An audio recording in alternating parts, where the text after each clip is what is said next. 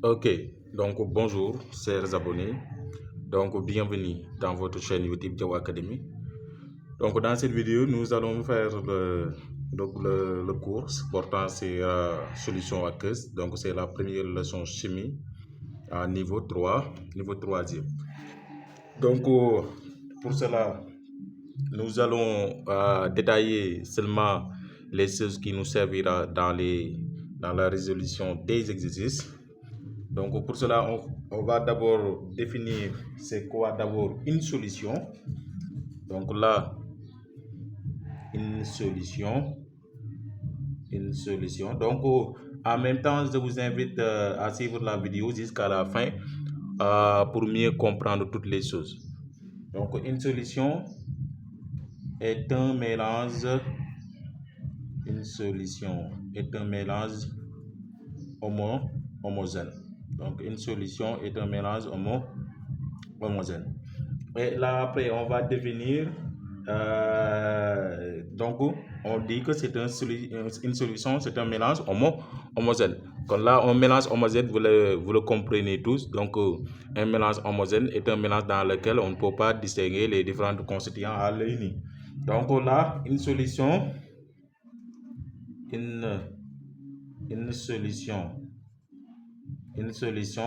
constituée.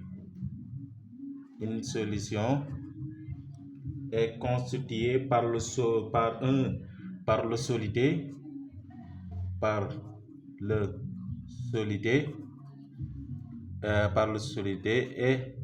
de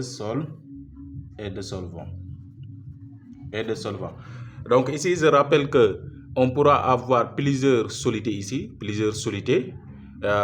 pourquoi plusieurs solidités? Mais on peut avoir qu'un seul solvant, plusieurs solidités et un seul solvant. Donc là, après, on va le voir pourquoi on peut avoir plusieurs solidités dans une solution. Donc là, on va définir ce que c'est que d'abord une solidité. Donc ici, le solidité est la substance. Le solidité est la substance qui est dissoute. Le solidité est la substance qui est dissoute. Point. Donc il est minoritaire. Il est minoritaire. Donc il remplace ici le solide. Et le solvant, c'est-à-dire là, c'est la définition des solides. Et là, on va définir le solvant. Donc le solvant ici est la substance. Le solvant est la substance. Maintenant, ce n'est pas qui dissout, mais c'est cette fois-ci qui dissout. Donc, il est majoritaire. Il est majoritaire. Donc ici, je peux prendre comme exemple de solution. Exemple de solution ici. Donc si je prends eau sucrée, eau plus sucre, que l'on appelle eau sucrée. Donc l'eau sucrée ici. Donc le solvant ici, c'est quoi?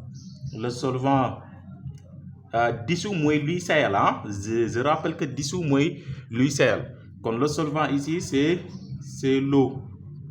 Et le solide en question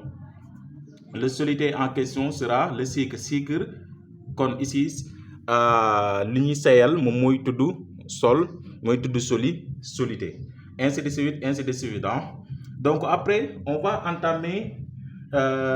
définir le titre de leçon qui est, maintenant on peut définir comme le titre de leçon une solution aqueuse.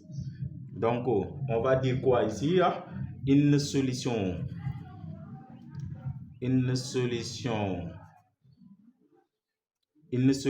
est dite aqueuse. Une solution est dite aqueuse quand le solvant, ou si le solvant, quand le solvant quand le solvant est l'eau. Quand le solvant est l'eau. Donc ici, je peux prendre comme exemple ici. Donc exemple. Donc je peux prendre eau sucrée comme je l'ai dit en haut, parce que ici le solvant est l'eau. L'eau sucrée, c'est une solution aqueuse. Café au lait, c'est une solution. Café au lait, c'est une solution aqueuse. Pourquoi? Parce que le solvant, ce sera l'eau. Donc vous voyez ici, dans cette solution-là, on a un seul soluté qui est le sucre. Maintenant ici, dans cette solution-là, on a le solvant, l'eau, et il y a deux solutés. Soluté B, c'est quoi? C'est le sucre et le lait. Quand on peut, dans une solution, on peut avoir plusieurs solutés. Donc, à travers la définition de solution aqueuse, on pourra avoir deux types de solutions que l'on appelle solution saturée et solution non saturée. Donc, on va définir ce que c'est solution saturée. Donc, une solution saturée est une solution saturée est une solution dont le solvant ne peut plus dissoudre le ou les solutés. Le mannek aussi les solutés. Comme exemple, boo amoon sa kaasu ataaya fii ataayakat bi suukar ko après yow mu dellu coxaal la ko ngay dellu di xembali rek suukar. Donc à un certain moment da ngay gis ne suukar si dootul sayati. Loolu leen wooye solution saturée. Maintenant on va voir ce que c'est solution non saturée. Donc une solution non saturée. Une solution non saturée est une solution non saturée est une solution dont le solvant peut encore dissoudre le soluté. Donc là aussi, je peux donner un exemple. Toujours si même exemple bi ataayakat bi bu ataaya woon jox la nga rendre compte que xawut a saf suukar nga jël tuuti suukar dolli si yëngal. Donc là c'est une solution non saturée parce que boo yëngalee suukar si ni na mën a seey. Ok, donc après cela on va voir comment on peut préparer une solution. Donc on va voir comment on peut préparer une nouvelle solution. Comment on peut préparer une nouvelle solution à partir, c'est-à-dire une nouvelle solution que l'on appelle solution phi. La plupart on l'appelle la solution phi. À partir d'une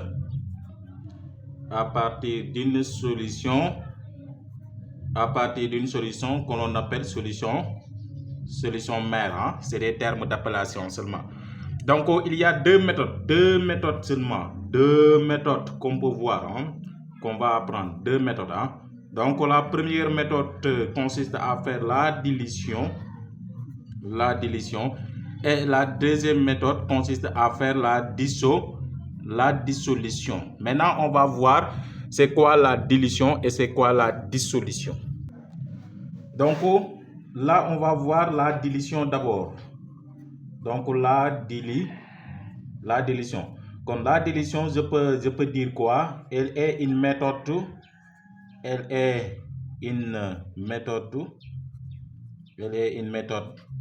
qui consiste, c'est une méthode de préparation d'une nouvelle solution.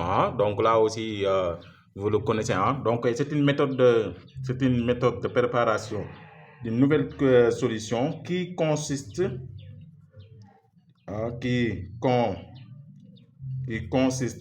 à augmenter. Donc qui consiste à augmenter à augmenter le volume du solvant,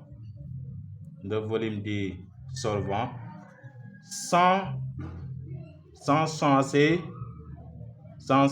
la quantité,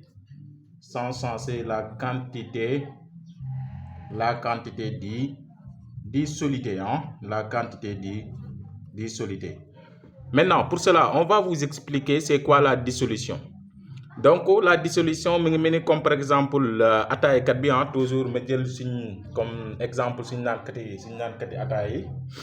Donc, mu ngi mel ni ñu jox la ataay boo xam ne nii dafa saf suukar ak yow, ñu jox la ko nga mos mu saf suukar ak yow, comme kaas bi dafa saf suukar ak yow, nga jël ndox sotti si. Donc, boo jëlee ndox sotti, xam nga ndox mi waxoon ne l'eau c'est un solvant. Donc, si vous augmentez le volume du solvant, c'est-à-dire nga jël ndox sotti ko si kaas bi, là, tu vas obtenir une autre solution. Donc, loolu noonu moom leen wooye dilution, moom leen wax da nga ko diluer, da nga diluer solution. Maintenant, au niveau de la dilution, ce sont les caractéristiques. Donc, il y a les dilutions. Au niveau de la dilution, il y a ces caractéristiques-là. Les caractéristiques. Donc, au niveau de la dilution, il y a les caractéristiques. C'est-à-dire quoi? Il y a augmentation du volume de la solution. C'est-à-dire le volume de la solution augmente. Le volume de la solution augmente. Donc, c'est l'une des caractéristiques qui se présente au niveau de la dilution. Et aussi, donc, la quantité de matière varie. C'est-à-dire la quantité de matière que l'on appelle le nombre de moles, ça va varier. Donc, la quantité de matière qu'on ne varie pas, donc je m'excuse, la quantité de matière ou nombre de moles reste invariable, c'est-à-dire ne varie pas, reste invariable. Et quoi d'autre? Ici, la concentration diminue. La concentration diminue. Donc ici, je rappelle que concentration ici, il y a une définition scientifique, mais après on va y voir. Mais concentration ici, bu ñu wax concentration, jàpp leen ni goût leen bëgg wax fii ñu goût. Ici, la concentration, c'est le synonyme de goût. Pourquoi ñu ne la concentration diminue moom mooy la gis nga toujours ataay kat bi bu la joxee ataay bi nga yokk si suukar bam nice, nga yokk si ndox si kaas bi, donc vous voyez que cafka gi muy goût bi dafay wàññeeku, moo tax ñu ne la concentration diminue. Ok, donc après la dilution, on va parler de la dissolution. La dissolution. Donc aussi ngeen jàpp bu baax ñoom ñaar ñëpp on avait dit que ce sont des méthodes de préparation d'une nouvelle solution à partir d'une solution. Donc on va dire elle est une méthode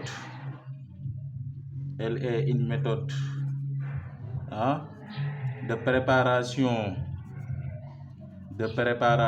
d'une nouvelle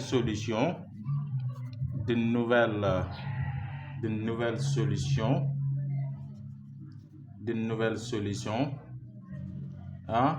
qui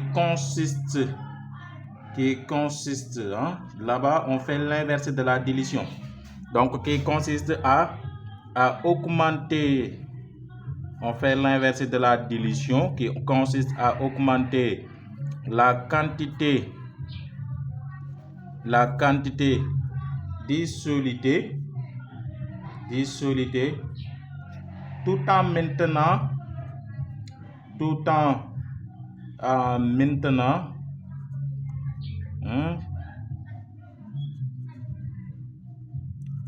donc le volume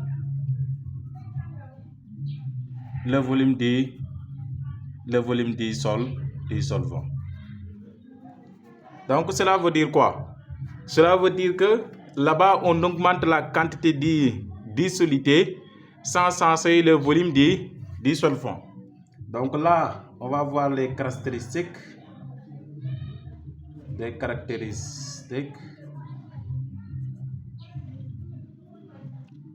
Donc ici, premièrement, c'est quoi?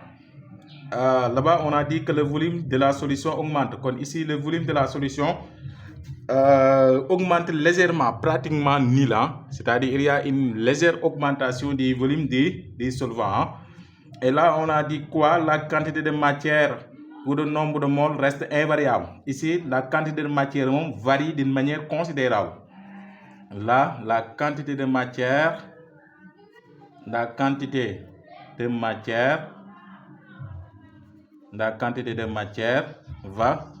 varie ici. La quantité de matière varie.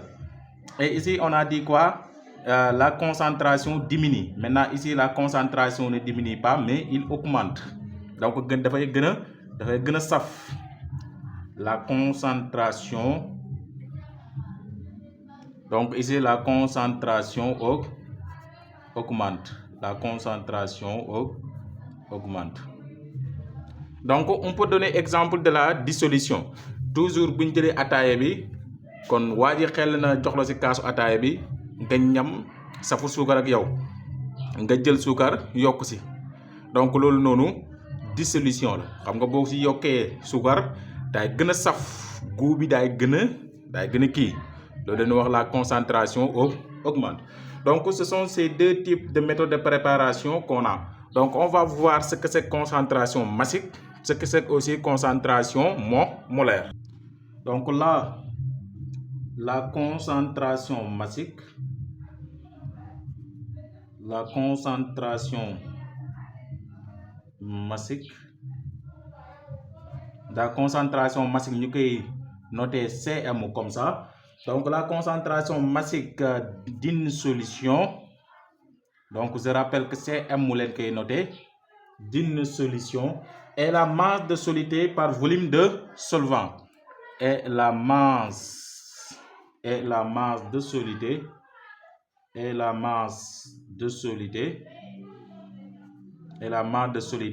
volume de solvant. Et la masse de soluté par volume de solvant. Maintenant, nous allons calculer concentration massique. Donc, on va vous donner la formule pour calculer la concentration massique. Donc, formule B, le CM égale à combien? Égale M sur V. La masse doit être toujours en grammes et le volume doit être toujours en litres. Donc, ici, je rappelle que donc, CM va s'exprimer en quoi? Va être s'exprimer en grammes par litre. Mon moi unité. Donc, ici, la masse M va représenter la masse du solide. La masse du solide. M représente la masse du solide. Et le V ne représente pas ici la masse du solide, mais c'est le volume de la solution.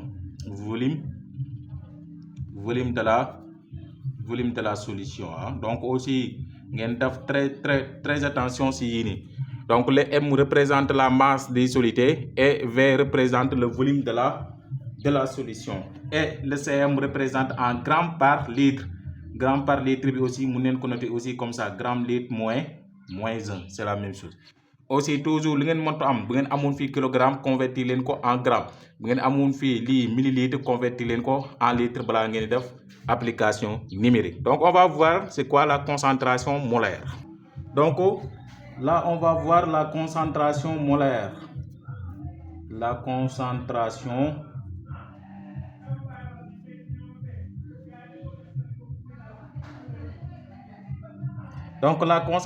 molaire que l'on note c'est concentration molaire que l'on note c'est, mais aussi mën nga gis certaines exercices ou certaines manuels ñu koy wooyee molarité.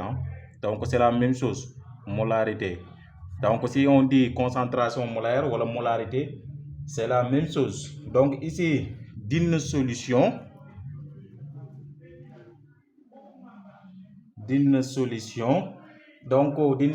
est le nombre de moles de soluté et le nombre de moles